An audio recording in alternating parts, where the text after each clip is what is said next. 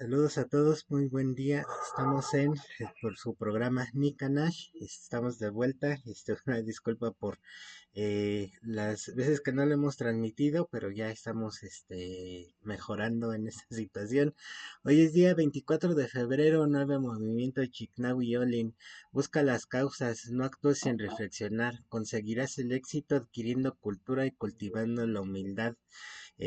Aprovecho también para felicitar a la embajadora del KINAM, Lilio Linteos, que su tonal es Nuevo Movimiento, y estamos aquí con Frank, y ahorita que lo comento, ¿cuándo se celebraba el cumpleaños, Frank? Ya que eso es el primer, bueno, hay dos tonales, ¿no? En el año, que cae nueve agua, entonces, ¿cuándo se celebraba así? ¿Si tienes idea? O en ese caso, Sí, ¿qué es? oye, Sí, Frank, es saludos. una Dime. buena pregunta. Primero déjame saludar a los compañeros. Este, la verdad es que les agradezco que estén ahí. Estoy haciendo un esfuercito porque todavía ando un poco mal de los bronquios. Es increíble cómo me ha durado este asunto. Y mira que me estoy vitaminando y todo, pero bueno, eh, tengo la voz todavía un poco mal, pero no me quita, fíjate, no me ha quitado el ánimo para trabajar y las cosas. Sí, he seguido trabajando en los textos de manera casi normal. Pero bueno, y creo que ya puedo hablar, así que saludos, gracias por estar por ahí. Ha habido bastante actividad en el mes que no pudimos eh, participar en este programa, porque es que coincide que es el mes del inicio del año Anahuaca. Y ustedes saben que estos temas de calendario del año, eso llama la atención. Incluso las personas que no han estudiado calendario perciben que hay algo eh, fuerte en ese asunto, que hay algo que es destacado. Eh, Fíjate, Jonathan, es un hecho curioso. Lo siguiente, es un hecho que de pronto rompe paradigmas, rompe el modelo mental. Y es lo siguiente, por lo general, en la educación que recibimos en la escuela y en los libros, las películas, etcétera, nos plantean el siguiente panorama. Los pueblos de Europa, fíjate, no del viejo mundo, sino de Europa, se asocian con el intelecto, con lo intelectual. Mientras que los pueblos del resto del mundo se asocian más bien con lo emocional y lo intuitivo. En particular, el caso de África y de América. Cuando uno piensa en los pueblos de África y América, uno piensa en tribus. Así mismo nos hablan. Eh, y nos dicen que eran personas naturales. ¿Qué quiere decir eso? Que en lugar de cultivar su intelecto, pues cultivaban sus emociones, eran alegres, hacían fiestas, daban saltos en torno a un tambor, se ponían plumas, gritaban. ¿Ves? Eso es lo que nos dicen generalmente sobre las naciones, los pueblos, las tradiciones del tercer mundo. La verdad es que la cultura cristiana nos ha mostrado a pensar que las ideas filosóficas, intelectuales, serias, profundas sobre el mundo nos llegan de Europa y el resto del mundo solo tiene para ofrecer, si acaso, un poco de religiosidad, un poco de emociones, un poco de intuición. Y esta predisposición, este prejuicio se canaliza ya como doctrina. Y tú ves que incluso las mismas naciones americanas, los mismos pueblos de América, tratan de amoldarse a esa idea que se genera en el exterior. Y en lugar de cultivar su intelecto, y en lugar de estudiar, y en lugar de hacer universidades, y en lugar de sostener en la cultura, se refugian en el folclore. ¿Por qué? Porque el folclore no necesita que tú estudies, no necesita que tú hagas ningún experimento, ningún invento, no necesita que descubras nada, simplemente que repitas una tradición. Y es por eso encontramos que los pueblos de América están tan contentos de llamarse a sí mismos tradiciones, olvidando que lo que hizo grandes a esos pueblos no fue el hecho de repetir a los abuelos, sino de crear, de hacer cosas nuevas. Estoy pensando, por ejemplo, en el impacto que debió ser hace 10.000 años, cuando un grupo de personas no muy grandes, debieron ser quizás unas docenas de personas, decidieron transformar una hierba, el antepasado del teosinte o algo muy similar al teosinte, en el maíz. El maíz, ustedes saben que es una planta artificial, no es natural, no aparece en la naturaleza. De hecho, el día que el ser humano se extingue, el maíz también se va a extinguir. Es una planta consustancial con el ser humano. Es una planta totalmente producto del intento. Y no solo del intento de que quiero tener maíz, sino de qué hacer con esa tierra, qué elementos químicos echarle, cómo aprovechar las modificaciones genéticas, cómo cruzar los linajes. En fin, el maíz es todo un ejemplo de manipulación genética hace unos 10.000 años, con un resultado formidable. Pero ponte a pensar en el impacto que eso generó sobre la tradición de aquella época. Estoy seguro que a los viejitos de la tradición de aquella época, a los abuelitos de aquella época, no les gustó para nada inventaran el maíz. Estoy seguro que se la pasaron siglos protestando porque estos jóvenes estaban comiendo maíz en lugar de comer forraje como comían sus antepasados. Otra cosa similar fue, fíjate que en las excavaciones en Mesoamérica, en Anáhuac, cuando llegas a etapas de hace que será 3.000 años para atrás, ya no encuentras el, ya no encuentras el objeto que se usa para hacer las tortillas, que tiene diferentes nombres, pero es un objeto que es plano, no es una olla, es una cosa plana donde puedes poner las tortillas a tostar. Es decir, encuentras en cambio otros utensilios donde se hacían panes de maíz, es decir, como tamales, pero más en forma de pan. Pues bien, eso significa que fue por entonces cuando se inventó la tortilla. La tortilla no es un invento así sencillo, porque primero hay que aprender a preparar el maíz con ciertos elementos químicos para que la tortilla agarre consistencia y se conserve, porque si no tú sabes que no funciona. De hecho, fuera de México, que no saben nixtamalizar, a cada rato la gente intenta hacer una tortilla por lo que ven en las películas y tratando de imitarnos y no le sale. Y dice, oye, pero esto no es posible. Yo mismo lo intenté varias veces y nunca pude hacer una tortilla en mi país, hasta que entendí que es que hay todo un proceso y hay una herramienta apropiada para hacerlo. Pues bien, yo me imagino el susto de los abuelos de la tradición cuando se inventó la tortilla. Que dijeron, ¿cómo? Que ya no vamos a comer el maíz de siempre y ahora vamos a comerlo en forma de tortilla. En otras palabras, la tradición es conservadora y me parece muy bien, está para conservar los valores del pasado, lo cual es parte de la sociedad y es parte de la cultura. Pero si solo nos quedamos en conservar, no avanzamos. Si fuera lo más conservar valores del pasado, no habríamos hecho la primera hoguera, no habríamos hecho ropa, no habríamos creado el lenguaje. Entonces, la cultura se hace innovando. La civilización, como en el caso de Anáhuac y de Tahuantinsuyo, se hace dedicando muchos recursos a la innovación, a la creación, a la experimentación, a ver si esto funciona o no. Por ejemplo, allá en Perú se descubrieron hace un tiempo unos terraplenes que se ve que estaban hechos para hacer experimentos botánicos para conseguir mejores cosechas. No es simplemente que el abuelito me enseñó a sembrar así, no, está bien, qué bueno con el abuelito, pero una civilización no es una milpa. Una civilización tiene un montón de capas superestructurales y un montón de valores que se generan ahí. Y una civilización requiere muchos recursos para mantener esas capas de civilidad. Te voy a poner ejemplo de una civilización, Internet. Internet es el producto de una civilización. Si tú me estás oyendo por aquí, tú eres parte de todo un proceso de sostenimiento de la civilización occidental. Entonces la pregunta es, ¿por qué no sostener la civilización de Anáhuac? ¿Por qué para lo occidental si dedicamos recursos, pagamos internet, ponemos el cable, lo que sea necesario? ¿Ok? Queremos participar de la civilización occidental. Pero si es Anáhuac, pluma y tambor.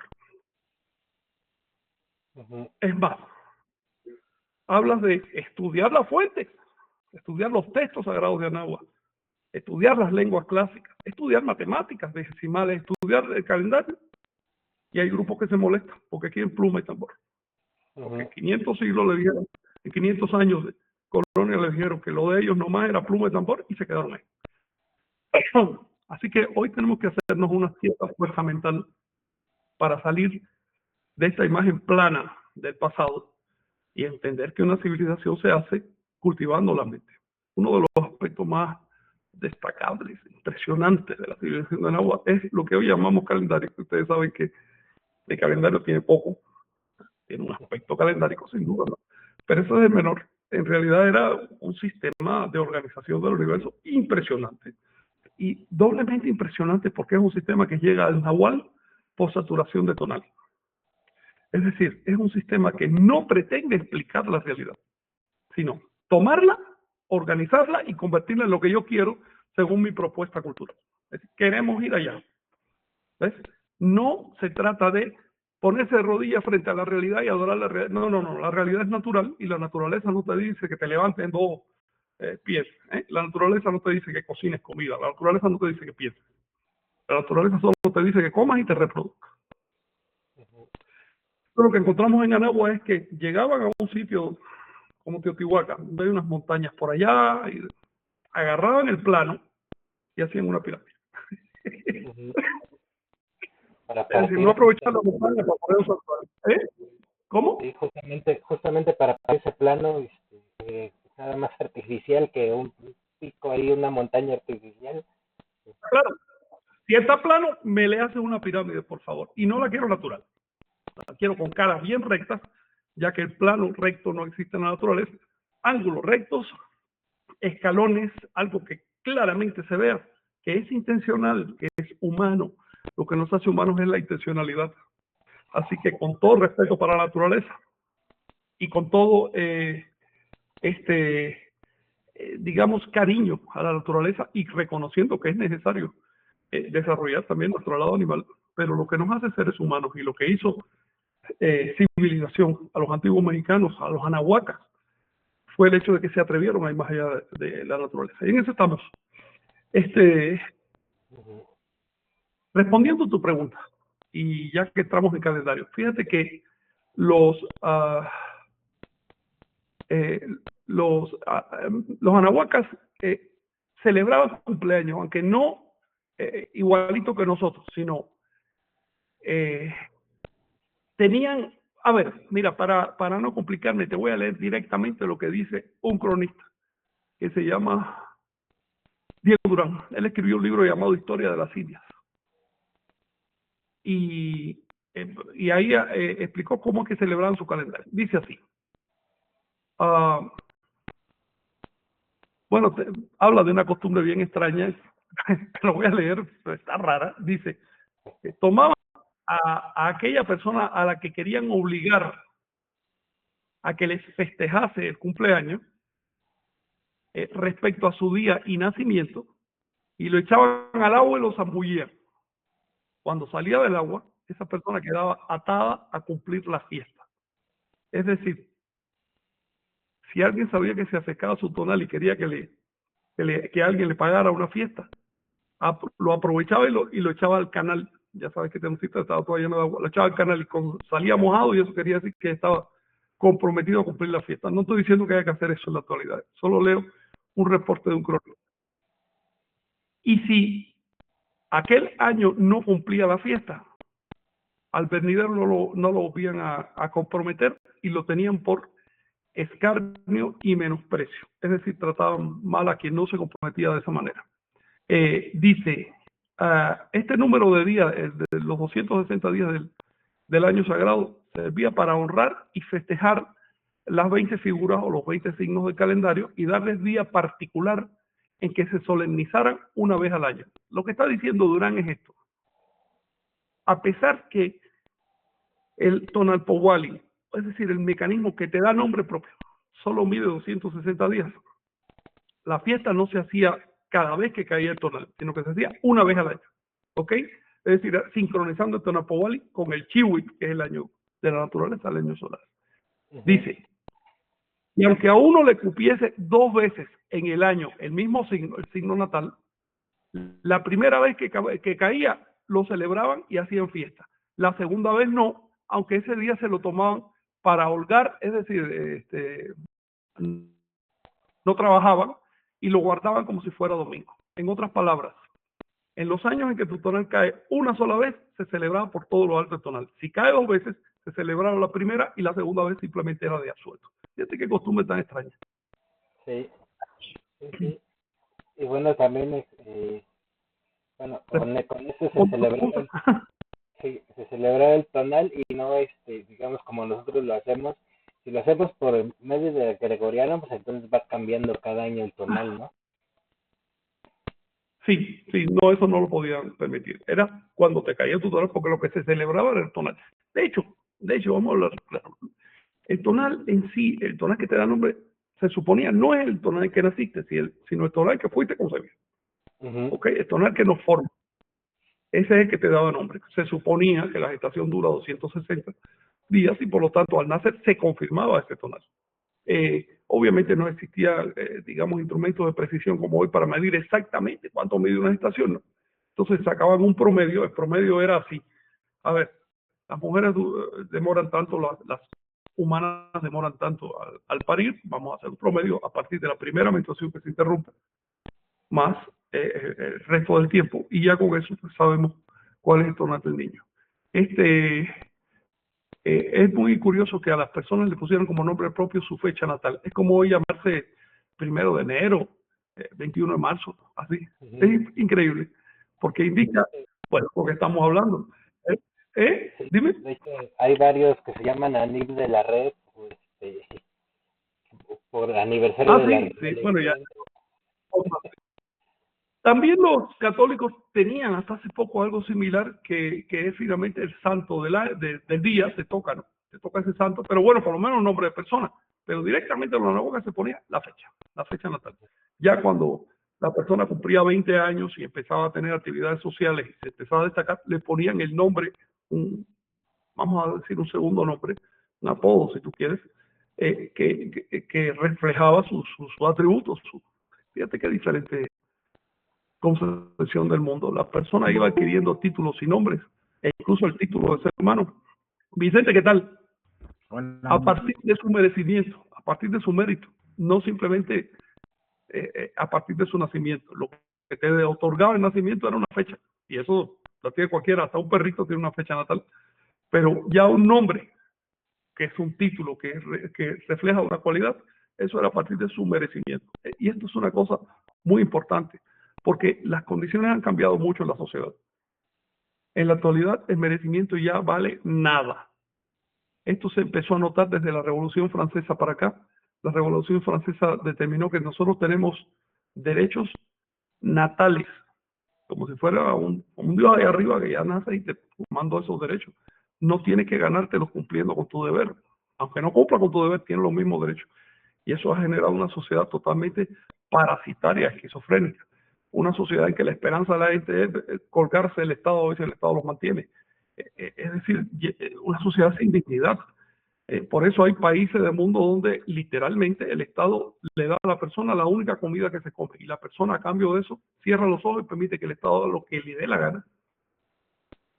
Hay países que llevan 65 y 75 años, y no quiero ni mencionar nombres, sin elecciones. ¿Por qué? Porque el Estado le da una bolsita con unas migajitas a las personas cada mes. En otras palabras, se pierde la dignidad cuando se pierde el concepto de merecimiento.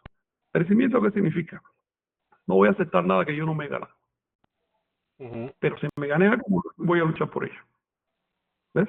Sí, No voy a pretender tener derechos natales por el simple hecho de nacer con forma de simio. No, los derechos son subsecuentes, son lo que sigue después de cumplir con el deber. Si no ujú. cumples con tu deber, no te hagas derecho. Eso es merecimiento. Sí, Eh, y eso también aplica a los religiosos. Dime si. sí, bueno, ahorita recapitulando un poquito lo que comentabas, por ejemplo, con lo de la danza, ¿no? Hiciste una publicación de que Tlaloc, por ejemplo, habría que danzarle a Tlaloc para que lloviera, y bueno, es un claro ejemplo del merecimiento, ¿no? Ellos Sí, construyeron sus sistemas pluviales y por eso llegaba el agua, ¿no?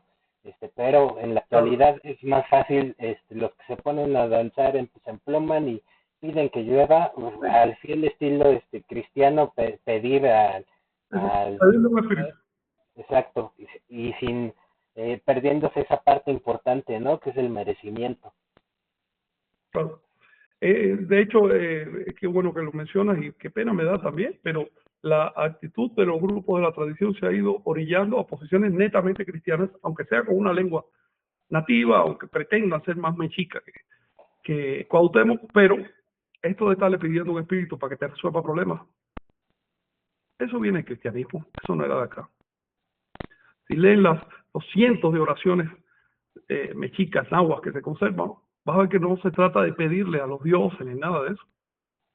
Las oraciones tenían otra función en esa sociedad. Si tú querías algo, bueno, pues a ver, en Tenochtitlan hubo problema del agua. 1504, 5 hubo grandes problemas del agua. ¿Qué hicieron? No hicieron una danza colectiva a ver si Tlaloc se conmovía, porque todo el mundo sabía que Tlaloc no es más que una imagen mental que nos hacemos. Hicieron un acueducto, hicieron una represa en el lago, separaron el agua salada del agua dulce. Y costaba mucho trabajo. Es decir, organizaron toda esa gente que quería avanzar y toda esa gente que quería pasarse el día sudando y demás. A ver, mejor ponte aquí en fila, vamos a trabajar, vamos a hacer tabique, vamos a hacer tuberías, vamos a construir cosas. Si esa energía que se gasta en lanzar se empleara en defender la lengua náhuatl no estaría en peligro de extinción. Y hablo del náhuatl porque estoy hablando de esta comunidad, pasa con todas las demás. El merecimiento es un principio básico, es el principio que construyó a náhuatl y hay que recuperarlo porque es el principio que le falta a la cultura occidental. La cultura occidental dice que tu salvación depende de que un espíritu de arriba le dé el capricho de salvarte, porque además estamos predestinados a salvación o a condenación. Así que no importa lo que hagas, sea bueno o malo. Si a un espíritu de arriba le da por salvarte, te salva. Si le da por condenarte, te condena. A ese grado de degradación ha llegado el pensamiento humano.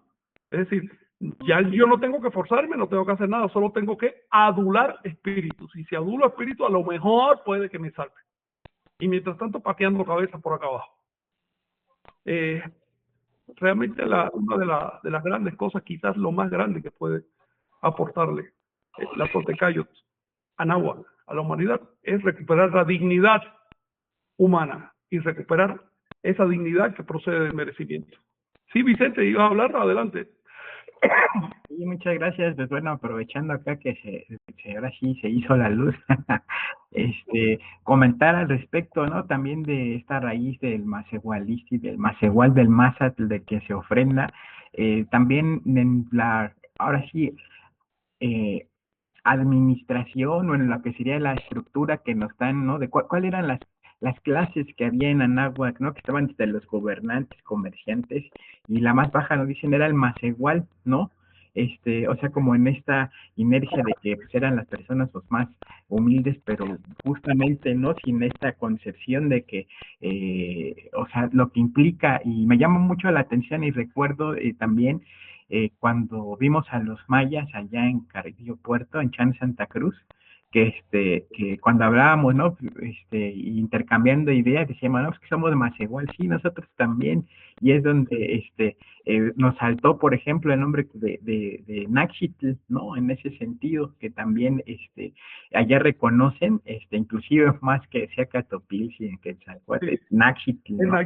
Y es justamente parte de este emblema, ¿no? Ahorita, por ejemplo, en esta imagen que nos muestra al venado y flechado, pues también con esa carga, ¿no? Que hace ver que cualquier persona, desde la que haga el trabajo más humilde, y justamente en este caso, por ejemplo, las personas que en aquella época, como decías, que hicieron esa gran albarrada, pues también desde quien barría hasta quien dirigía, pues tenía que estar conscientes, ¿no? Y me llama la atención en ese sentido, ¿no? Las funciones, y por ejemplo que a Topilsi, ¿no? También le tocaba barrer y hacer parte era lo usual para los gobernantes y los sumos sacerdotes. Los gobernantes y sumos sacerdotes vivían en casas de gobierno y monasterios, que eran, digamos, un poco retirados de la sociedad, y la función que les tocaba a ellos para ganarse la comida era barrer. Es decir, no era una sociedad como ahora donde hay clases hereditarias, aunque diga que no, pero ya sabes que las clases en el poder son hereditarias de siglos, y donde hay gente que no puede embarrarse, y esos son los que mandan, y mandan a los obreros, y son los que determinan cuáles son los salarios mínimos y todo eso. Gente que en su vida ha tomado, eso me recuerda a un señor barbón apellidado Marx, que en su vida tomó una pala, en su vida agarró una hoz ni un martillo, pero era el líder de los proletarios. Eso sí, vivía como brujo y pagado por un capitalismo. No, en Anagua eran honestos. Eran honestos y además tenían que serlo, porque de no serlo se hubiera extinguido esa civilización. Recuerden que estamos hablando en Anagua y Tahuantinsuyo de civilizaciones aisladas en el tiempo y aisladas en el espacio. Es decir, no tenían modo de escabullirse, tenían que hacerle frente a los problemas o se extinguían. Si sobrevivieron es porque le hicieron frente a los problemas. Los cronistas lo dejaron dicho. Incluso un individuo como Moctezuma se levantaba tempranito, todavía no salía el sol y empezaba a barrer el patio, por lo menos hacía un poco ahí para ganarse su pan según el tiempo que tenía de trabajo. En el caso de Seagatopilsin era barrendero en la calle, así de sencillo, y era el líder de Tula. También hay un cronista que Durán, si mal no me acuerdo, que dijo con toda claridad, elegían como sumo sacerdote, no un hijito de papá, sino una persona que realmente tuviera una vida santa, no importa su origen. Y eso está probado porque conocemos casos de sacerdotes que tenían una ínfima extracción social, algunos que ni siquiera se sabía de dónde venían, eran huérfanos y demás, y ascendieron. Es decir, era una sociedad muy diferente de la que tenemos ahora. No había unas clases sociales tan estratificadas como hoy, pero no porque no hubieran llegado a ese estadio evolutivo, sino porque tomaron medidas para evitar la impermeabilidad de clases, que es una cosa muy diferente. Es decir, si la sociedad toma medidas para evitar la estratificación que estamos viviendo ahora, bueno, la apariencia que te va a dar es que no hay unas clases muy definidas. ¿Por qué? Porque una persona puede subir y bajar de clase según su merecimiento. Esto es un tema que merece un poquito más de análisis, más de seriedad. Pero el merecimiento lo impregnaba todo. Con esto no estoy diciendo que no hubiera problemas y que no hubiera también perversiones. Hay casos de historias en Anagua de gobernantes que permitieron esto por completo, gente que hicieron, por ejemplo, Mastlat fue un rival de Nezahualcóyotl. Fue un señor que prevaricó las leyes, hizo un montón de cosas, pero finalmente lo casaron. Se suponía que iba a estar 13 años en el poder, llevaba 40, no te voy a decir 65 como cierto dictador que yo conozco, pero llevaba 40 años en el poder, lo casaron por prevaricar. Y después de eso vino Nezahualcóyotl, que por lo menos trató de ser un poquito más amable, ¿no? con el sistema que regía en Anagua. También hubo un fenómeno de esto, lo voy a decir porque es necesario decirlo. Hubo un fenómeno de prevaricación cuando llegaron los españoles. Bueno, hubo varios problemas. El primero de ellos, ustedes saben, y lo hemos hablado bastante, es que los españoles fueron directos al corazón de la Toltecayo, no al corazón del Estado mexicano, sino al corazón de la Toltecayo, porque tenían visión estratégica, no como ahora que los historiadores ven las cosas adelante y están mirando por lado. Lo primero que hicieron fue destruir Cholula y la destruyeron en 1519, acabaditos de llegar. Unos meses después de llegar ya estaban destruyendo Cholula.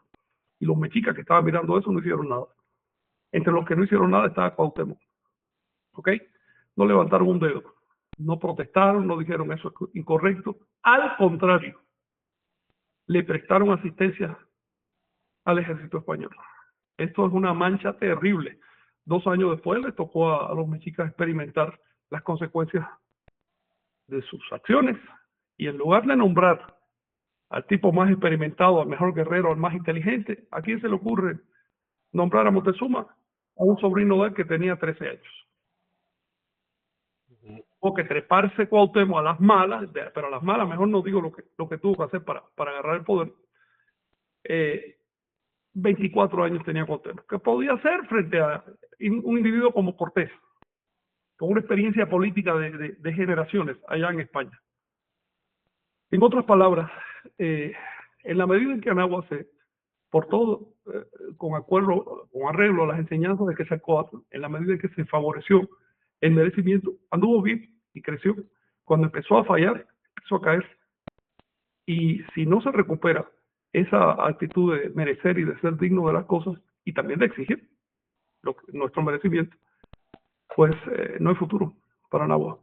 Pero no quiero terminar en esta nota oscura. ¿Qué tiene que decir, Vicente? Jonathan.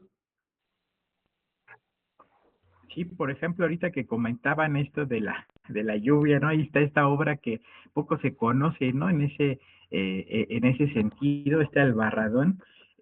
voy a hacer ahí un zoom, ahí está la parte norte del lago de México, Texcoco, ¿no? Acá está el de Jaltocan, Sí, Teotihuacán lo vemos allá a la derecha, y pues bueno, ya entrando en la zona, ¿no? Vemos Atzacoalco hasta Mexicalcingo, ¿no? Donde justamente, por qué se tuvo que hacer esta división? Pues bueno, teniendo en cuenta que el lago, ¿no? De la parte oriental, pues era el agua salada, y hacia el sí. lado poniente, agua dulce, ¿no? Lo cual, eh, o sea, si ahora vemos, el Valle de México está cubierto de asfalto, ¿no? Es impresionante, o sea, de los lugares en el mundo que pues más ha cambiado pues en 500 años, y pues justamente había inundaciones que todavía se dieron en la época colonial, ¿no? Que Mm, justamente no se impulsa este culto a la Virgen de Guadalupe, ¿no? Porque pues no, nada ni nadie detenía justamente pero, las crecidas de las aguas, ¿no?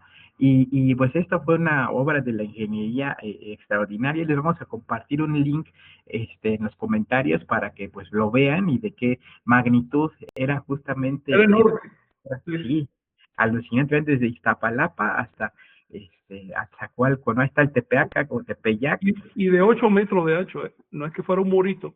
8 metros de ancho, era una calzada ancha. Sí, Sí, muy y, impresionante.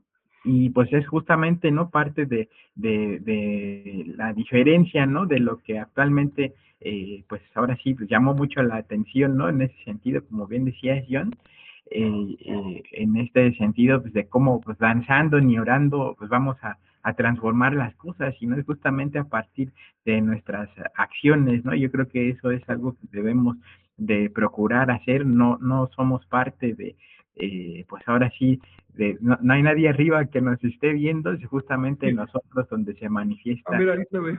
acción, ¿no? Ahí se ve, ¿no? Estas son las calzadas, en este caso, pero pues bueno, nos dan una idea, ¿no? Ahorita en este Sí. sentido, pues bueno, ese era un acueducto, ahora estas calzadas o sacbés, ¿no? Dirían los mayas, Ah, pues. que pues, actualmente pues dan un vestigio, ¿no? Calzada México-Tacuba, calzada de Y Tlalpan, el son mismo trazo todavía. exactamente, ¿no? Y es Y no algo las a han corregido. en consideración. Entonces, pues lo que hagamos, pues ahora sí que sea con esa intención. Yo creo que también este aspecto, como decías, ¿no? De sacar los gobernantes a barrer el templo y demás, pues A mí me ahora parece excelente. Yo creo sí, que deberíamos adoptar dos medidas políticas en la actualidad que se inspiran en México antiguo. Primero, los políticos deberían recibir el salario mínimo. El que no quiera vivir con eso, que no se meta a política. Y segundo, debería reservárseles el sector de la basura para que entiendan cuál es su función social real. Porque viven en una nube. Y como viven en una nube, las sociedades están viviendo pero mal en comparación con lo que pudiera hacerlo. Entonces, pues yo creo que se podría y se debería retomar esas medidas de los antiguos mexicanos, porque son medidas saludables, permitieron que una civilización totalmente aislada se mantuviera durante milenios. Ahora, quiero decir, de mi parte por lo menos, no es que esté negando la danza ni nada de eso. A mí me parece excelente la danza, tanto en sentido físico como incluso espiritual. Lo que pasa es que hay que ser objetivos. Los problemas los vamos a resolver si les hacemos frente a los problemas, no si le damos la espalda y nos ponemos a rezar espíritus que no existen fuera de la mente humana. Y con esto no me quiero meter tampoco en creencias, sino el caso concreto de Tlaloc. El caso concreto de Tlaloc. Si Tlaloc no quiere que haya sequía, ya estaría lloviendo. ¿Ves? Si no está lloviendo porque Tlaloc quiere que haya sequía. Y tú crees que por el hecho que te pongas a saltar todo el día vas a conmover a Tlaloc. Eh, Salgamos del pensamiento infantil, ¿no? Entrémosle al pensamiento tolteca que se caracteriza por la objetividad. Oye, ¿alguna cuestión que haya por ahí? Yo tengo aquí un par de preguntas que me hicieron, pero algo que tengan ustedes por ahí.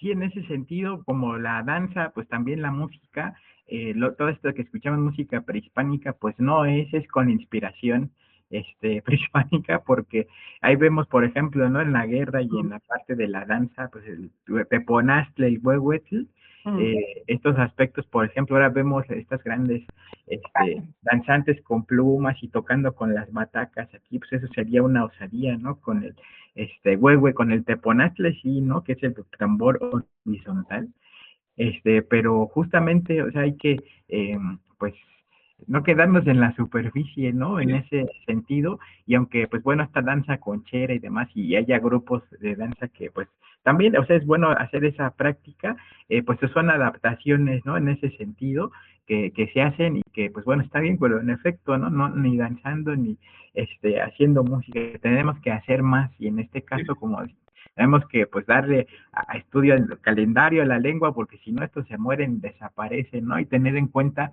que están en riesgo justamente por toda la invasión de basura que hay en tanto a los aspectos pues de las músicas, todos estos narcocorridos y toda esta cultura vacía, superficial, que pues nos hace reflexionar, ¿no? Justamente en ese aspecto, y tenemos que crear, tenemos que trascender en ese sentido y hacer nuevas propuestas, ¿no? No es resucitar esto que se hizo, sino adaptarnos, acoplarnos, y pues bueno, es una invitación, ¿no? En ese sentido, a conocer, y bueno, vamos a brindarles ahí el material y también compartirles, por ejemplo, el ingeniero Roberto Velázquez dejó varios tutoriales por si alguien quiere hacer instrumentos musicales o aerófonos, ¿no? Que implican tecnología, pues de siglos atrás, que es importante pues tener así en consideración, ¿no? En ese sentido. Así que bueno, nada más concluir así con eso, esa parte. Igual, pues Chignahui, algo más que quieras comentar o compartir. Sí, en pues vemos bueno, aquí lo vemos claro, ¿no? Esta imagen que pones, en el Webwit se toca con las manos, pero lógicamente como nadie de la tradición se pone a revisar los códices, los tocan con el típico tamborazo, ¿no? Que se escucha en el zócalo, ¿no? Pero bueno, ya sabemos que no les gusta estudiar, lo siento, sé que no les parece bien, pero ni modo. Estamos en pañales en cuanto a la música, y más si ves una conferencia del ingeniero Roberto Velázquez, ves Sí, todas las cosas que se pueden sí, hacer. Entonces, ni modo. ya. La verdad queda mucho datos arqueológicos, lo que pasa es que hay que socializarlo, funcionalizarlo. Y por otro lado, también se vale innovar y desarrollar, sin embargo, no a costa de lo principal. Eh, ¿Se acuerdan de una campaña que le hace en su momento que era una palabra náhuatl por cada pluma? Bueno, literalmente, si, Ujú, si las personas interesadas tuvieran una palabra náhuatl por cada pluma que usan, no tendrían problemas en la lengua, pero ujú, tiene problemas. Un problema que se va a extinguir en la década de 2060. En ese momento ya no existe el náhuatl clásico, ya se extinguió hace 2 siglos. Lo que queda nomás es más seguro y se va a extinguir dentro de unas pocas décadas. Y es justamente por falta de interés. Entonces, está bien lanzar esto lo que tú quieras, pero primero lo primero, ¿no? Y por eso es que estamos luchando acá. Oye, ¿alguna cuestión más sobre lo que haya pasado en este mes? Sí, bueno, saludos. Bueno, aquí, Adelante, perdón, adelante. ahí aprovechando, nada más les vamos a compartir este grupo que se llama Serpiente Jaguar, que está ahí en Lomas de Tacojalpa, que crean justamente música con inspiración mexica, bueno, en este caso de la zona nuclear olmeca. Entonces es muy interesante, ahí vemos los montículos y demás para que los escuchen y los sigan. Estos son ahí en justamente lo que se conoce como Huehuetlapala. Entonces, digo, para que vean que también hay cosas nuevas y unas perspectivas muy interesantes, ¿no? Eso, para concluir, por así darle paso a Chignahui, perdón. Adelante, sí. sí, sí, bueno, nada más comentar que ha habido algunos comentarios también, digamos, como hay distintas cuentas, que algunos, bueno, la tradición maneja un tipo y así, entonces comentaban que, a ver, se me va a acabar la pila, entonces, a ver, regreso tantito en un minuto. Sí, Sí, ahorita esas circunstancias, igual si quieren en lo que va a conectarse, el sonido de estos amigos es maravilloso y realmente, pues, también le mandas un saludo a don Tirso Marín, a Tirso,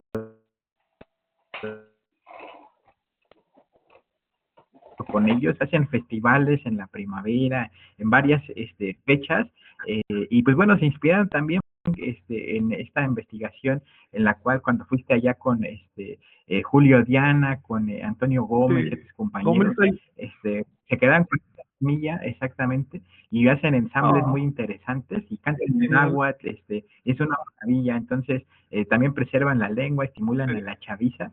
Y pues bueno, qué bien que ya estás de vuelta a Chignahui, así que qué bueno. para que es mientras compartimos acá también el link a partir de los comentarios. Entonces, un ¿Sale? saludo a ese grupo y me parece muy bien promocionar a quienes estén haciendo cosas que valgan la pena realmente eh, Ujú. por las raíces. Sí.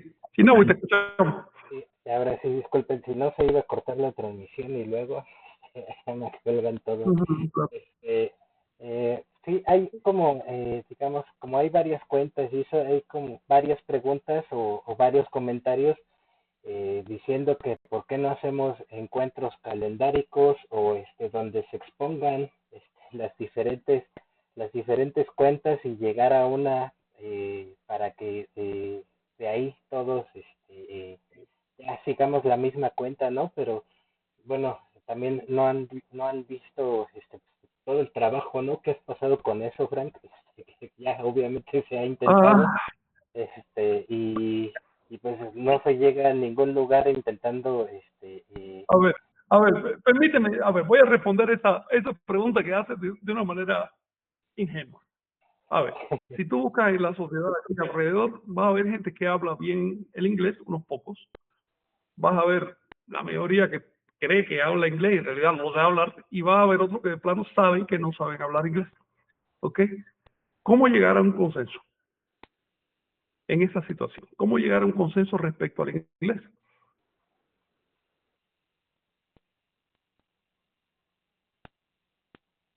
A ver, ¿qué hacer si todos queremos hablar inglés, pero solo unos pocos hablan inglés, los demás no? ¿Qué hacer? escuchas al maestro, ¿no? Y Estudiar. aprende. Sí. No se trata de reunir a los que saben y a los que no saben y por votación ver si nos ponemos... No, no hay nada que poner de acuerdo, lo que hay que estudiar. Así de simple. Imagínate, el niño llega al aula y le dice a la maestra, no, yo no sé matemáticas, así que tenemos que entrar en un consenso. A ver, ¿qué es eso? ¿Estudias o no estudias? Si no sabes, por lo menos, hazte el favor de saber que no sabes, Ujú. para que vayas a estudiar. Lo peor es pensar que sabes. ¿Cómo nos damos cuenta de si sabemos o no el tema del calendario? Bueno, a ver, ¿cuántos años de estudio le has dedicado? Y no estoy diciendo a boberías, no, estoy diciendo sentado en una mesa estudiando lo que dice la fuente, leyendo lo que dice la fuente, sacando cuentas y demás. Si le has dedicado un tiempo, sabes. Si no se lo has dedicado, no sabes. De eso se trata, es un conocimiento como cualquier otra cosa. En el caso del calendario, con más razón porque es un conocimiento muy intelectual. Te decía que rompe los paradigmas habituales el hecho de que la información que nos llega del México antiguo es extremadamente intelectual. No sé, te pongo el ejemplo, el náhuatl es una lengua más intelectual que el español, pero con mucho. Las matemáticas que nos llegan de allá, tú sabes que son mucho más racionales que las que aprendemos en la escuela. El calendario es un monumento al intelecto. ¿Cómo vas a aprender calendario? Pues usando las neuronas, hombre, obligándote a estudiar. El hecho de que ya hace décadas saliste de la escuela no significa que no tengas necesidad de estudiar para aprender una cosa nueva. Eh, este, Aún así, aún estudiando, queda un montón de lagunas y queda un montón de oscuridades, porque el sistema era complejo, era amplio, porque se han perdido las fuentes en gran medida. En fin, es un intento. Cuando te encuentras una persona que simplemente basada en cuestiones de tradición o de pluma te dice, ya yo lo sé, los demás se equivocan, ese es un charlatán. Cualquier cosa sobre el calendario requiere pruebas científicas. ¿Cuáles son las pruebas? Las fuentes. No queda otra posibilidad. El calendario de México antiguo quedó recogido en las fuentes arqueológicas. Si estudia las fuentes arqueológicas, lo conoces. Si no estudia las fuentes arqueológicas, no lo conoces. Otra cosa importante es salir de criterios egocéntricos y etnocéntricos. Les voy a poner un ejemplo. La cultura occidental nos ha enseñado lo siguiente. Nosotros, como somos civilizados y estamos en la cúspide de la civilidad, podemos corregir a los antiguos. Así que es más probable que se equivoque el antiguo a que me equivoque yo. Hay que salir de esa posición arrogante y tonta. Además, si estamos hablando del calendario de México antiguo, lo conocían los antiguos mexicanos, no los modernos. Esa posición contamina incluso a las universidades, a las academias, porque espera que un científico, un antropólogo, un historiador sepa reconocer lo que es fuente y lo que es interpretación, y resulta que no. Y resulta que de pronto te dice, no, esto es así porque es así y punto, no importa lo que diga la fuente. Porque yo necesito que sea así porque si no se me cae el tinglado. Por Dios, cualquier idea que tengamos sobre el pasado debemos tomarla como hipótesis, pendiente de verificación, de perfeccionamiento. Estamos tratando de investigar la verdad, no de generar dogmas. El caso más grave que yo estoy viendo en la actualidad, el más grave fue el fenómeno argüellano. Argüelles realmente, con toda la propaganda que le hizo el calendario y todo el amor que le tenía, porque es evidente que amaba el asunto, pero terminó haciéndole mucho daño al calendario. Incluso prometió a los abuelos de la tradición maya. Y a mí me dio pena cuando, a veces que fui por allá en aquellos años, ver a abuelitos de la tradición maya repitiendo como cotorritas lo que decía Argüelles, un individuo que nunca estudió calendario, que no conocía el calendario. ¿Ves?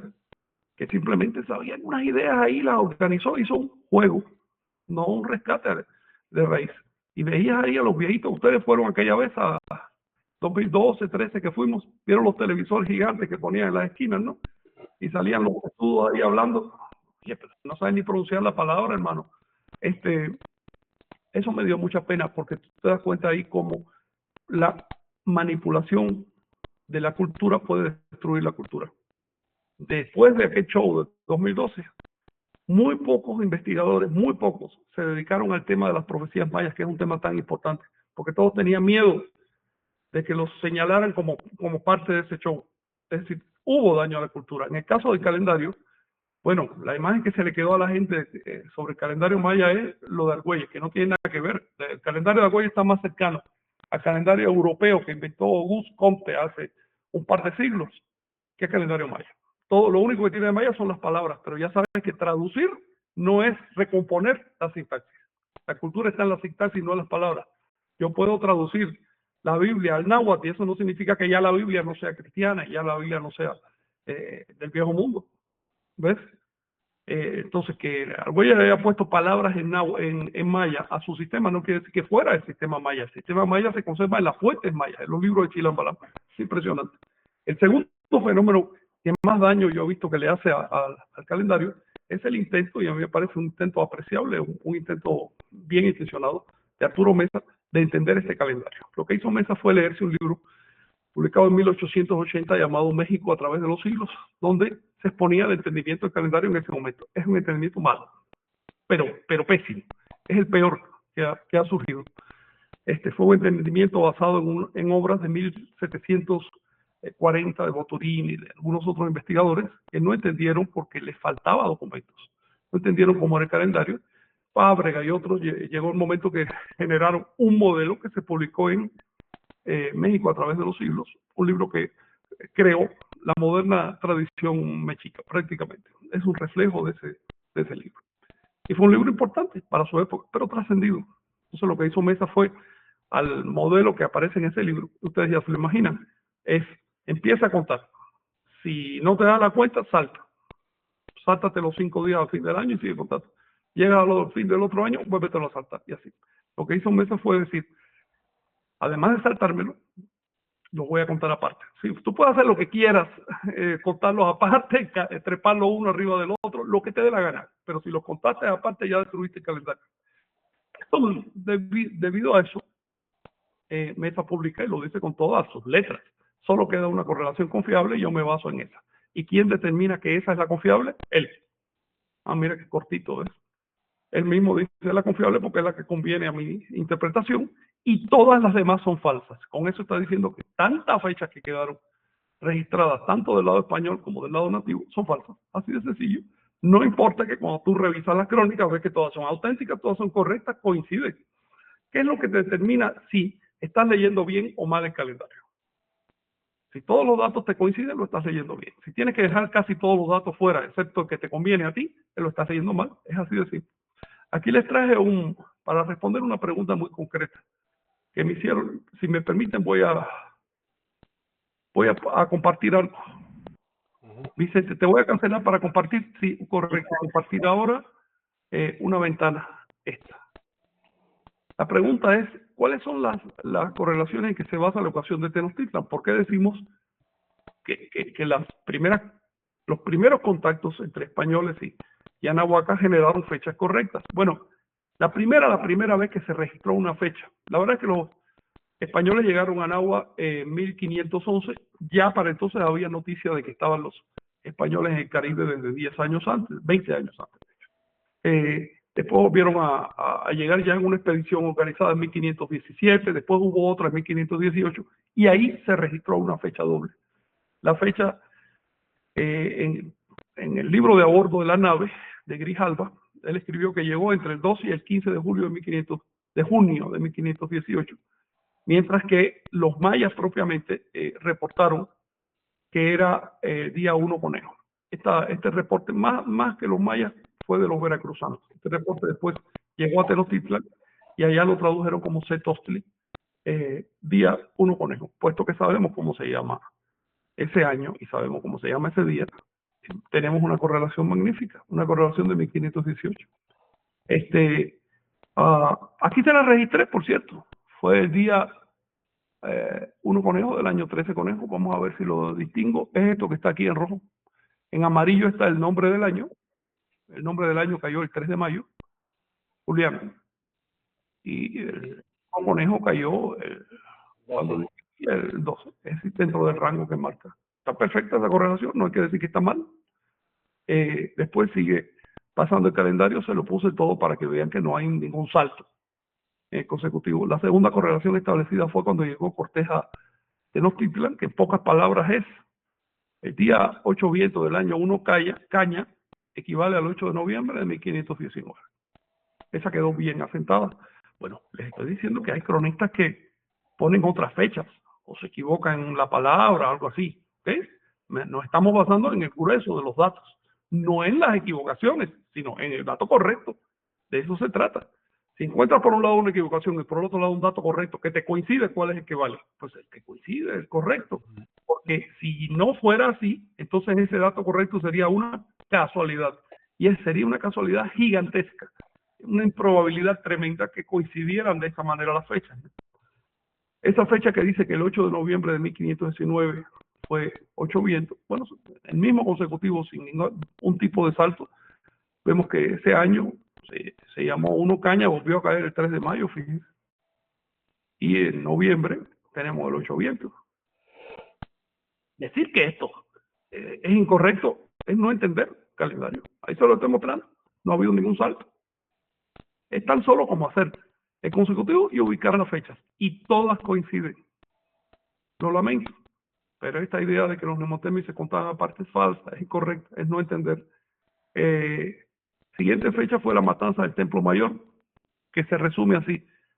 El 21 de mayo de 1520 terminó la veintena de Toxcat. Bueno, vamos a ver qué dicen las. Bueno, después de eso, 40 días después, hubo otra matanza, la Noche Triste, llamada así, que fue cuando los mexicas corrieron, o digamos, corrieron a los españoles hasta la salida de Tenochtitlan, no los quisieron perseguir. Y se resume en que el 30 de junio de 1520 terminó la veintena de Tecuilhuitontli. Bueno, si mantenemos el consecutivo, efectivamente, en esos días termina veintena. ¿Ven? La veintena termina en el día de movimiento. Recomienza después. Entonces, seguimos con el consecutivo. Fíjense que les he puesto toda la lista para que no haya, después no es que te la saltaste, no, la lista está completamente continua. Y viene la quinta correlación, que es la caída de Tenochtitlan, que se resume así. El día 1 serpiente del año 3 Casas fue 13 de agosto de 1521. Efectivamente, nos vamos al año 3 Casas, cuyo cargador volvió a caer el 3 de mayo, observen, día 3 Casas. ¿Ok? Y nos vamos a noviembre, digo a agosto, 13 de agosto, ¿y qué fue? 1 serpiente. Ahí está. El que dice que no da la cuenta, será porque no sabe leer. Porque ahí está, no se puede hacer nada más, eso es todo. Hay después dos correlaciones que son muy interesantes. Las siguientes dos correlaciones que se establecieron aparecen en los anales de los cachiqueles, por lo tanto corresponden al área maya, maya quiche cachiquel. Es decir, ya no son aguas.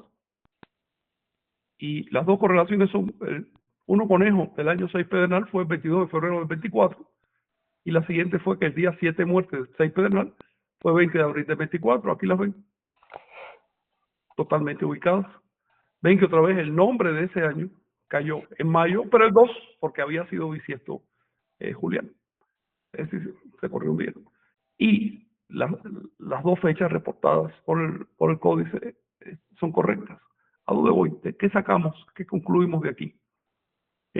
Concluimos que es falso que había un calendario mexica, un calendario maya, un calendario cachiquel, un calendario quiché. Es absolutamente falso. Es el mismo consecutivo. Son los mismos días. Lo único que cambia es la lengua. Así que a esta tradición cachiquel que me dice, no, es que nosotros tenemos la tradición y es diferente. Falso. En el momento de la invasión era la misma. Ahora es diferente porque ahora te estás colgando del trabajo de Caso, que no es cachiquel, ni era quiché, ni nada de eso. Alfonso Caso. Y que no entendió el calendario. Así de simple. Por un prejuicio no dio con lo que era. Si no hubiera tenido el prejuicio de que no había bisiesto, Caso hubiera descifrado este calendario hace 80 años. ¿Ok? Pero desgraciadamente se colgó de esa idea de que los anahuacas no podían tener bisiesto porque eso es un logro cristiano, eso requiere mucho intelecto, entonces aquí no existía. Y el resultado fue que hizo un disparate que todavía le está pesando a una comunidad. Por eso hay que ser tan cuidadosos y no atribuirle a la tradición lo que te leíste en un libro. ¿Ok? Si lo leíste en el libro de Caso, di esto es lo de Caso. Si lo leíste en el libro de Carrillo, este es el libro de Carrillo. No digas que es tu tradición. ¿Ok? Son intentos de personas de entender una tradición, pero no es la tradición.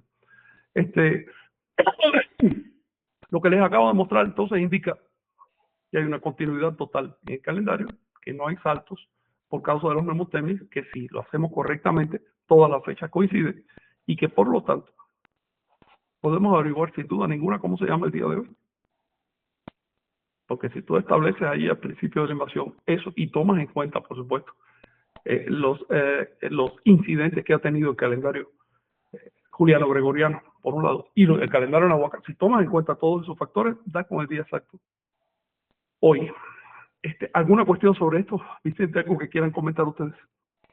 Muy importante. Sí, como dice, ¿no? Las pruebas me remiten, y justamente pues es lo que hay que hacer, ¿no? O sea, verificar, o sea, si no verificamos y si no, o sea, caemos en esas trampas y yo creo que eso ha sido lo más cómodo y eso es lo que ha dañado mucho, ¿no? En este caso, y quedando justamente esta división, justamente por esta división de que el calendario, pues ahora sí era parte fundamental, ¿no? No nada más de los mexicas ni de los mayas, o sea, de todos los pueblos en Anáhuac, inclusive pues a estos numerales tonales hasta más allá de las fronteras de Mesoamérica, ¿no? Para la división académica, ¿no? En Oasisamérica y otras regiones se ha también dejado pues, su impacto, ¿no? Sí, fíjate que una trampa que tenemos que evitar es tomar de rehén a los antiguos para colocar nuestras propias ideas.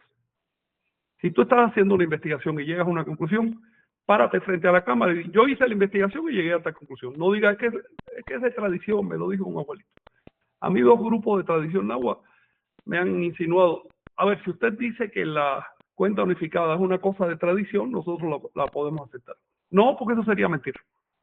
Y yo me puedo estar equivocando. Y si me equivoco y alguien lo demuestra, me voy a alegrar. ¿Ok? Porque me interesa establecer la verdad, no poner un dogma. Ahora, cuando vemos comunidades, como acaba de comentarme alguien de los cachiqueles, no es que mi tradición, mentira, no es tu tradición. Tú no sabes tu tradición. ¿Ok? Para empezar, no conoces tu tradición calendárica. Tu tradición calendárica se descontinuó hace 5 siglos.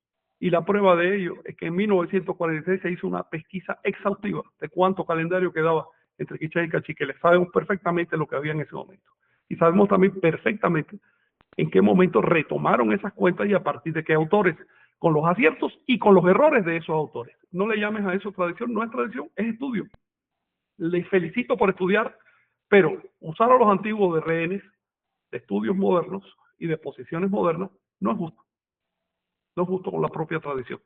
Entonces aquí no se trata de que yo porque tengo el pellejo prieto tengo más. No, no, aquí no es cuestión del color del pellejo. Y tampoco es cuestión de que si el abuelito me dijo que si yo uso pluma, no.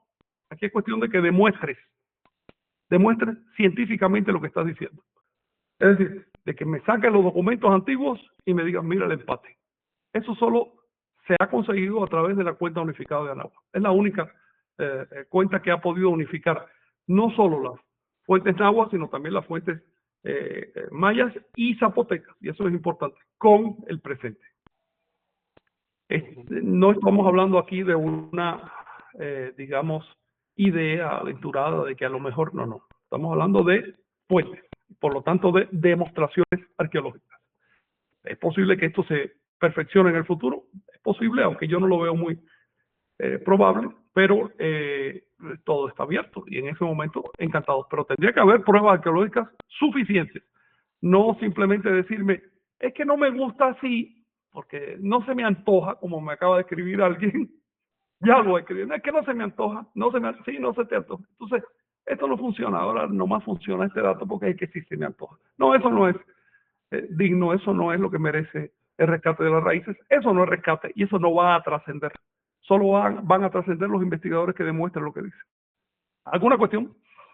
Sí, mira, ya encontré aquí un comentario de Jaffer Soriano, que está en Instagram. Comenta justamente por el nombre que le das de cuenta unificada. Dice, oigan, pero ¿qué tan correcto es llamarlo calendario unificado si la nación náhuatl, por ejemplo, sigue usando el tameme mexica? No hay realmente una autoridad con eso en esas tradiciones, ¿no? Dice, no hay un instituto del Tonalamat o Tonalpohualli. No sería bueno meterse en esa discusión, fue lo que nos comentó. A ver, aquí hay un problema de entendimiento del concepto. Por supuesto que ahora las tradiciones están desfasadas. Son 500 años de colonia, señores, eso pesa. 500 años sin estudiar calendario, sin una universidad, sin una institución. Eso claro que pesa. Es normal que las tradiciones actuales estén desfasadas. ¿A qué le llamamos cuenta unificada o si quieren cuenta única, de hecho? A lo que había cuando llegaron los españoles.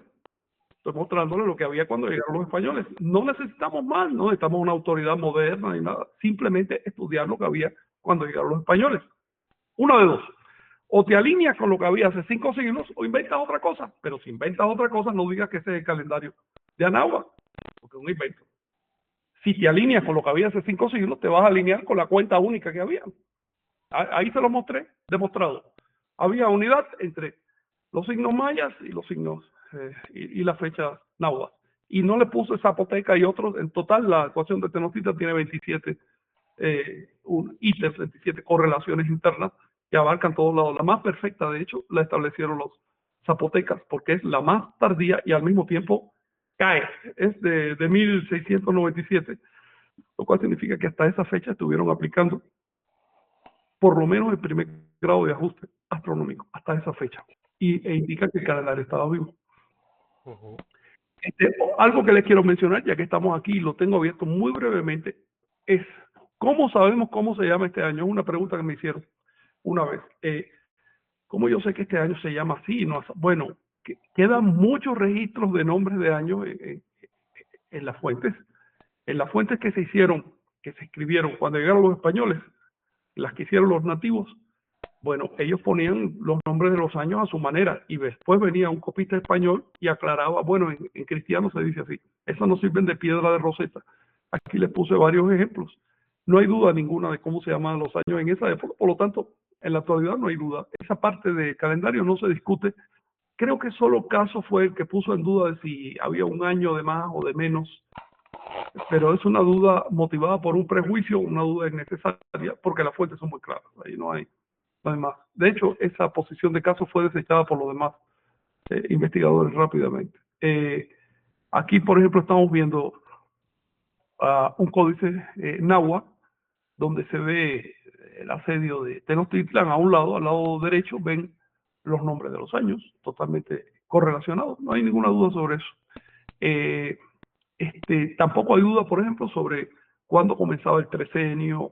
Es una pregunta que me hicieron hace unos días. ¿Cuándo se atan los 52 años? ¿Cómo saber si en este año o en otro? Bueno, a ver, en este mismo códice está viendo un año 1 caña, que es inicio de segundo trecenio. Y arriba yo no distingo el número de arriba, pero hay un año que debe ser 1519. ¿Ok? Si tú sabes que en 1519 empezó trecenio, cuenta a partir de ahí, ya tienes por lo menos los trecenios ubicados. ¿Ves? Lo siguiente es ubicar los cuadrienios, que eso también es muy fácil. Y después multiplicar trecenios por cuadrienio y te da el ciclo de 52 años. Por eso sabemos que ahora, por ejemplo, estamos en el año 50 del ciclo del atado de 52 años. Quedan 2 años nomás para que se complete este atado, que es el penúltimo, ¿no? del ciclo. Sigo mostrando el códice donde vienen correlaciones. Es decir, es muy abundante la correlación. Si jalamos hasta la actualidad, si extrapolamos esos amarres, esas correlaciones que se establecieron hace 5 siglos, llegamos a los años actuales. ¿Ves? Estos son los nombres de los años actuales, con los cargadores posclásicos, los que se usaban hace 5 siglos. Pero es que el calendario, recuerden, es un mecanismo en el tiempo, va adquiriendo modificaciones reglamentarias, ya prefijadas en el tiempo, como el calendario gregoriano. Que bueno, está normal, pero cuando llega el fin de siglo y cuando llega un año con 2 ceros, de pronto hace un salto. Y ya no cuenta el 29 de febrero. Y cuando llega a 4 siglos, hace otro salto y así. ¿Ves? Lo mismo pasa con el calendario de Anáhuac. No son saltos al azar, son saltos programados. El calendario de Anáhuac en 1559 hizo un cambio de cargadores que generó lo que hoy se llama calendario maya, que no es maya, es simplemente los cargadores actualizados. Aquí les puse, los tomé de un códice maya. Los cargadores actualizados son lagartija, agua, ocelote y tormenta, para decirlo en el orden común, ¿no? Aquí vienen, es decir, Hish, Kawak, Kan y Moluk. Ocelote, lluvia, generalmente se traduce tormenta, pero en realidad Kawak debe traducirse lluvia, Kan, que es lagartija, y Moluk, que es agua. Son los mismos signos en todas partes, con leves modificaciones, pero finalmente el mecanismo es el mismo. A ver qué otra correlación. ¿Cómo sabemos cuándo se ata los 52 años? Recuerden, los 52 años surgen porque si tú echas a andar el Tonalpawali, que es el ciclo de 260 días, el ciclo de gestación, con el año del solar, que es de 365 días, se te vuelven a empatar en el año 53. Es decir, el primer día del año 53 se llama igual que el primer día del año 1. Por lo tanto, hay un ciclo de 52 años que se llama atado. Atado en esta cosmovisión, atado en este lenguaje así especializado, significa sincronización. Simplemente se sincroniza, se ata. Aquí ven relieves y un códice mexica, relieves nahuas, por cierto, donde, bueno, algunos no distingo lo que tiene, pero se supone que todos tienen el año 1 conejo, debajo vemos el año 2 caña. En otras palabras, el atado termina, 52 años terminan en un año llamado 1 conejo y reinician al año siguiente que se llama 2 cañas. No es que algunos pueblos lo hacían así y otros así, no, en todos los pueblos terminaba en un año y empezaba el año siguiente, eso es inevitable. Casi todos los pueblos, incluso los mexicas, durante casi toda su historia, celebraron el último año del atado porque es cuando se ata, es cuando se sincroniza. Pero en el de 1507 es el único en que los mexicas dijeron, no, mejor vamos a celebrar al día siguiente porque hubo mucha hambre en este año, hubo epidemia, hubo muertes, y sería feo que hiciéramos una fiesta tremenda un año tan triste, ¿no? Así que vamos a dar un año para que la gente se recupere y demás, y lo hicieron la fiesta al año siguiente. No cambiaron el mecanismo, no hay ningún cambio. ¿Por qué se ataba esto ya para estudiosos de calendario? ¿Por qué se ataba? Porque se ata en un año llamado 1 conejo. Porque si ustedes cuentan a partir de 1 conejo, 13 días van a llegar a Cecipactli, a 1 dragón, para traducirlo correctamente. En otras palabras, conejo es la última trecena del Tonalpawali. Y por otro lado, da la casualidad que si tú cuentas 52 años vagos con respecto a 52 años ajustados, es decir, base A, base B, Si las cuentas en paralelo, al final va a haber 13 días de distancia. En otras palabras, si tú lo atas en uno conejo, vas a estar sincronizando el tonal powali, es decir, el Cecipactli, con el año civil. Una sincronización muy bonita, muy perfecta que resulta, y por eso es que escogieron ese año. No es casual. Para los que estudian con un poco más de profundidad este calendario, surge la pregunta, aprovecho para saludar a Guadarrama. ¿Y qué pasa si cambiamos los cargadores? Ese es un tema que tenemos que hablar aparte. Si cambian los cargadores, sigue habiendo base A y base B, sigue habiendo la misma, el mismo desfase, sigue cayendo Cecipactli cuando tiene que caer. La única cuestión es que tú estás colocando el inicio de año 4 días antes, o 8 días, o lo que sea, lo que corresponde. ¿Ok? Eso es un tema que podemos trabajar aparte. No cambia el mecanismo, solo cambia el simbolismo. Ahora, aquí les puse un códice en agua. Aprovecho a saludar a Jesús Fabián, quien escribió algo sobre eso. En este códice en agua vemos arriba, dice uno conejo, 1506, y debajo dice, veo 2 cañas, y ahí debe decir 1507. 1507 dice, ¿verdad? Correcto, sí. Bueno, y hay una glosa al lado que dice así. A ver, lo voy a subir un poquitito. Dice, Nikan Poliuki Sosoltica, aquí se cumplió el atado de 52 años. Sigue diciendo, a ver cómo puedo ver esto. Sigue diciendo, Nikan Molpi Shiwi está usado, es decir, está trascendido. Vamos a traducir al español. Año 1 conejo de 1506, aquí se acaba, aquí se cumple el viejo atado de 52 años, año 2 cañas de 1507, aquí se atan los años del nuevo ciclo. ¿Ves? La expresión está usado es del adverbio sosoltica, que significa algo que se termina o desgasta. En otras palabras, las fuentes náhuatl no describen un cambio de mecanismo, solo describen fin del atado y reinicio del atado. El de 1507. Luego, esta hipótesis que anda por ahí de que en 1507 cambiaron los mexicas del calendario es falsa, es incorrecta. Se debe a que no han estudiado, quienes lo propusieron hace más de 100 años se propuso, no estudiaron el calendario a profundidad. Aquí les muestro imágenes donde ven, este es el monolito de la fundación de Tenochtitlan, donde se ve a un lado el año 1 conejo, al otro lado el año 2 cañas. En el mismo monumento está diciendo que lo que se celebra es la transición. Vemos un relieve que viene, ¿de dónde viene? Creo que es de Tula, este relieve, donde se ve abajo el año 1 conejo, arriba el año 2 cañas. Ya saben que la escritura náhuatl es de abajo arriba. Y así, si nosotros nos basamos por las fuentes dicen, por ejemplo, la última solemnidad, bueno, les voy a leer, año de 2 cañas y de 1507. En este año se acabó la iglesia, es decir, el templo del fuego nuevo, lo que se llama templo mayor, porque de 52 en 52 años encendían lumbre, etc. Sabemos perfectamente cuándo se acabó el atado en la época que llegaron los españoles. A partir de 1507 podemos calcular, hasta la actualidad sabemos que el atado presente comenzó en 1575.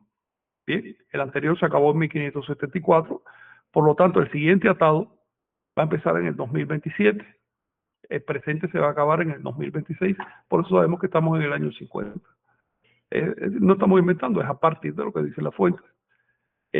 Bueno, aquí son otros mecanismos bastante complicados. Aquí les pongo unos relieves que demuestran lo siguiente. Los atados tenían número de orden. Ven arriba un relieve de Tula donde se ve primer atado. Se ve el número 1 claramente marcado. ¿Ven? Y abajo en el monolito de la fundación, ven que el atado que terminó en 1506 fue el octavo, fue el noveno, ¿no? 1, 2, 3, 4, 5, 6, 7, 8, 9. Fue el noveno atado. Y el que empezó al año siguiente es el 10º. Ahí los puntitos lo están diciendo. En otras palabras, también sabemos que el atado actual, el que estamos viviendo, es el número 19. Aquí les muestro varios monumentos donde se ven números de orden del atado. El más claro de leer, por ejemplo, es de la izquierda, donde tú ves el año 2 cañas, ves alrededor las llamas del fuego nuevo, y debajo ves el número 8. Número 8 al estilo mexica, es decir, con barra y punto. no como ahorita que se hace con puros puntitos así al estilo mixteca, ¿no? Los mexicas escribían con barra y punto. En otras palabras, para no hacerse largo, porque ya esto es demasiado complicado, ¿no? Tenemos suficiente evidencia de cómo funcionaba este calendario y pues la cuestión no está en imaginar o en apelar a una tradición, sino en estudiarlo. Adelante. Bien, Fran, gracias por Chignagüi. Sí. ¿Tienes ahí preguntas, comentarios? Si no, consenso no hace falta. Consenso después que todos hayamos estudiado esto para definir cosas ya prácticas de actualización o incluso, si es que en algún momento quieren hacerlo, los compañeros de la tradición podrían hasta pensar en mejorar el calendario porque se puede hacer un pequeño arreglo a partir de los datos astronómicos que tenemos en la actualidad, que son tan fieles, ¿no? Pero lo que sí no se vale es meterle mano al calendario sin entender, porque entonces vamos a destruir información. Sí, cuestión, sí, adelante.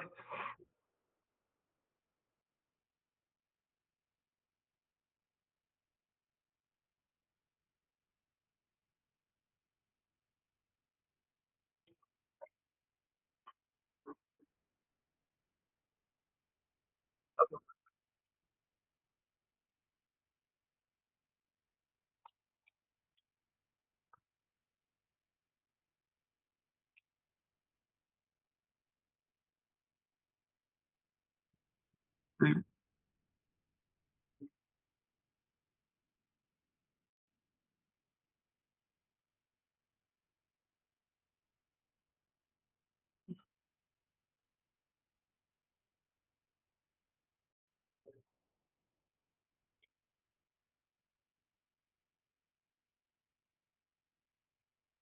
Pues lo tomamos a ver si lo tomamos como reto. La verdad es que queda mucho menos información de, del calendárica de mixtecas y zapotecas. Bueno, para decirlo mejor, la información que queda es prehispánica. Queda poca información de la época del contacto. De manera que los investigadores están rompiéndose la cabeza de si esto se lee así o así. Por eso hay que estar agradecidos con las fuentes que escribieron con letras españolas o a veces en español también en el siglo XVI, porque son las que nos permiten entender las cosas. Fíjense que desde la época de Caso, desde antes, desde hace un siglo, los investigadores están tratando de descifrar cuáles eran los signos zapotecas, que quedaron abundantemente representados. Todavía no se ponen de acuerdo, porque es que no es fácil sacar todo esto. En cambio, en el caso de los signos náhuatl y mayas no hay ningún problema. ¿Por qué? Porque hay una crónica que te dice, el primer signo se llama así, así, así, así, y te va poniendo los dibujitos. Entonces, no hay que menospreciar las crónicas que se hicieron cuando la invasión, son la piedra de Rosetta, son imprescindibles y sobre ellas parte el estudio. Por supuesto, a partir de lo que ya se conoce podemos entender un poco la versión que zapoteca y mixteca del calendario. Les voy a decir una cosa, en gran medida lo que pasa a las comunidades actuales, los neomexicas y demás, como calendario náhuatl, en realidad es calendario mixteca. Y me rectifico, no es que hubiera un calendario mixteca y un calendario náhuatl, sino que los mixtecas dejaron mucha iconografía en códices. Y esa es la que generalmente la gente piensa que es náhuatl. Y se reproduce como si fuera mexica, azteca. No, es de origen mixteca. Eh, lo poco que sabemos a partir de esa iconografía es que es exactamente el mismo calendario. Yo les mencioné que la última fecha registrada en Anáhuac se encontró en un manuscrito, algo así como un chilambalán, pero zapoteca, que se descubrió hace unos años y está perfecta. Coincide, pero a la perfección. Y les repito que es una fecha de 1697, casi de 1700 ya, lo cual significa que los zapotecas mantuvieron el uso del calendario durante siglos. De hecho, hasta 1760, sabemos eso, hubo un arreglo entre los zapotecas y las autoridades españolas coloniales y la colonia no invadió la zona zapoteca, sino que les permitió sus propias formas, su propio estado. Y por supuesto el calendario que usaban era el prehispánico, cada vez más mezclado, ¿no? con cosas cristianas, pero seguían manteniendo sus escuelas, supongo que había universidad y todo, para formar a sus sacerdotes. Y por eso es que tenemos una fecha tan tardía y tan perfecta. Es notable, la última fecha civil que se registra en Mesoamérica es completamente exacta, de acuerdo con la ecuación de Tenochtitlan, y de acuerdo con la cuenta unificada de Anáhuac. Si tomamos otra interpretación, ya no es exacta, por supuesto, sería falso.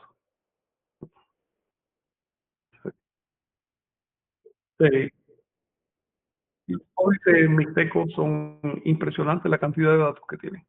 Lo que pasa es que si tú no tienes al lado una nota que te diga se pronuncia así y significa tal cosa, bueno, ahí vienen las interpretaciones y los investigadores dándose cabezazos, ¿no?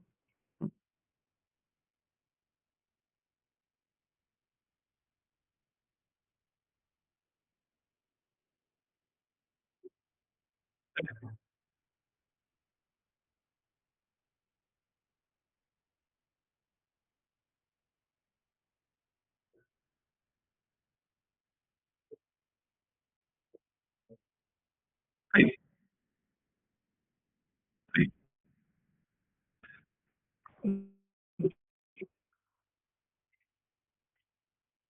sí. ¿Cómo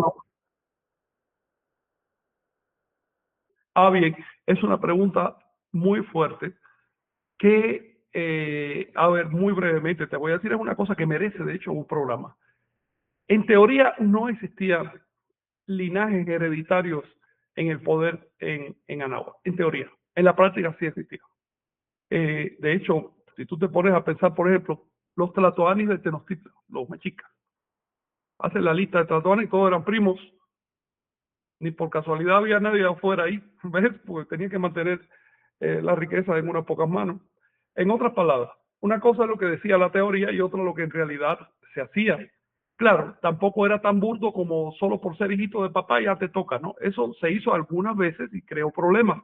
En general lo que hacían era una, digamos, una selección de los mejores, pero digamos que supuestamente cualquiera persona podía acceder al poder, supuestamente. Y hubo casos que sí. Por ejemplo, llegó Seaca Topilsi, que había sido desterrado, casi condenado a muerte, que era un nadie, era un paria. Llegó a la zona maya y por sus propios méritos llegó a ser gobernante allá en la zona maya.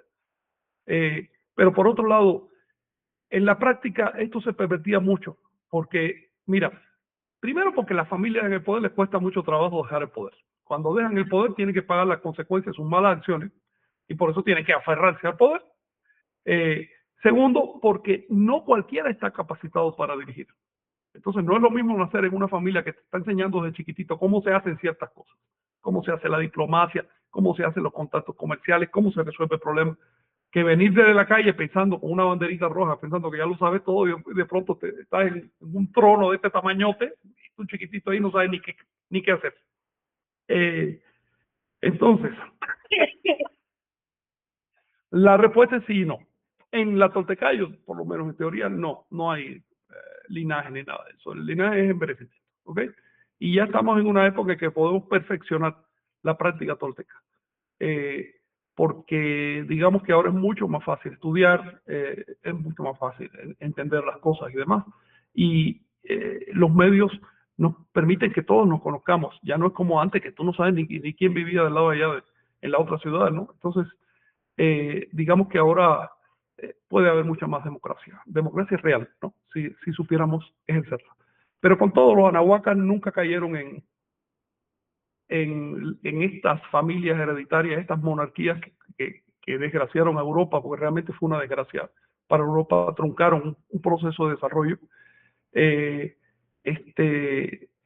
generaron un momento oscuro, un momento de mucha humillación y de mucha explotación de los pueblos. ¿Ven? Así que hay que tenerlo en cuenta. No, aquí nadie viene de parte de Dios para dirigir a los demás, nadie. La mejor forma de gobierno es el gobierno de los más capacitados, nunca de los hijitos de papá o de los puestos a dedo. No, eso no es así, ni debe ser así. Es el más capacitado y que lo pruebe públicamente y con todas las garantías para no estar pasando por encima de los derechos de nadie. Pero no me quiero meter en temas políticos. Pienso que la Toltecayo y la historia de Anáhuac nos da ejemplos positivos y negativos para mejorar la vida actual. Y por eso estamos tratando este tema. Así es. Muy bien, Frank. Gracias. bueno, pues ya nada más también terminar para saludar a Noé Orozco y también Lucas Rodríguez comenta, entonces podemos hacer una fiesta el último día de Acahualo, ahora con el calendario por veintenas que Sí, de hecho compartieron estoy en mirando línea. aquí el que tú hiciste, Chinawi. Lo tengo aquí, lo puse de fondo de pantalla para acordarme de eso, porque si las fiestas las hacían el último día, no el primero, entonces, y hacían fiestas ventenales. Cada veintena tiene su sesgo particular, hacían su propio rito y demás, porque conmemora algo diferente. Y valdría la pena rescatar eso. Es por esto que les acabo de decir que se hace tan difícil responder a una pregunta tan simple como ¿cuándo es el año nuevo prehispánico? No le daban énfasis a lo que empieza, sino el momento en que termina, porque ahí es donde se recapitula todo lo que pasó, ahí es donde se sincronizan las cosas. Entonces, es una mentalidad diferente. Sí, muy bien. También, bueno, mandar un saludo ahí a compañeros que preguntaban acerca de los recorridos que íbamos a hacer. Por ejemplo, el de Tepoztlán se canceló porque justamente fue el carnaval y llegaron miles de personas. Fue una situación peligrosa, realmente la que se dio días atrás por el carnaval. Y también, bueno, el día de mañana ahorita y actualmente hay contingencia, ¿no? Atmosférica aquí en la ciudad, entonces también mañana tenemos previsto hacer una caminata ahí de Chapultepec a Tenochtitlan, pero igual de la misma manera hay que preservar la salud antes que nada. Así que bueno, daremos un listado de los sitios a los cuales haremos recorridos próximamente para ver si pueden sumarse. También está cocinándose una festividad ahí que se va a realizar en Xochimilco, y otras más actividades, ¿no? Que tenemos, por ahí pendientes para, compartir y pues a ver si por ahí nos llegamos a encontrar y hacia donde estén, pues mandarles un cordial saludo y gracias por, seguirnos aquí en este programa, sabatino, Nika Nash, el aquí y ahora, y pues Chignawi, algo que quieras para cerrar, últimos comentarios, algo así que quede por ahí. Y nada más para agradecerles y bueno, pues ahí como siempre va a estar ahí en YouTube el video, para que los que no llegaron en vivo y bueno, pues también agradecerles que estén también por acá con nosotros porque bueno, dejamos de transmitirlo un rato, pero bueno, ya esperamos retomar la regularidad y bueno, pues agradecer también a Frank, gracias por todo el esfuerzo y pues, bueno, pues ya que mejores todavía más para que ya Sí, gracias, hermano. Estoy portándome bien. Quiero decirles que Omey me dijo que quería entrar hoy, pero parece que finalmente no pudo porque quiere comentarnos sobre un curso que está dando de Quinan y Nahualismo. Y me pareció un buen tema, sobre todo cómo está aplicando el nahualismo. Y también estoy tratando de convencer a la creadora de la plataforma de cursos toltecas para que nos diga por qué está haciendo todo esto y cuál es su propósito, a dónde quiere llevar todo eso. También hay algo más que les anuncio de antemano, es un proyecto que traemos acá con Vicente y Chinawi, que es una especie de wiki tolteca que estamos empezando ya a hacer y esperemos que sea de utilidad para todos. Pero le vamos a dedicar un programa cuando ya tengamos enlaces y cosas que plantear. Sí, muchas gracias, Frank. Cuídate igual también Gracias a todos, ustedes. que tengan un buen fin de semana. Sí, cuídense. Entonces, saludos. gracias. Saludos.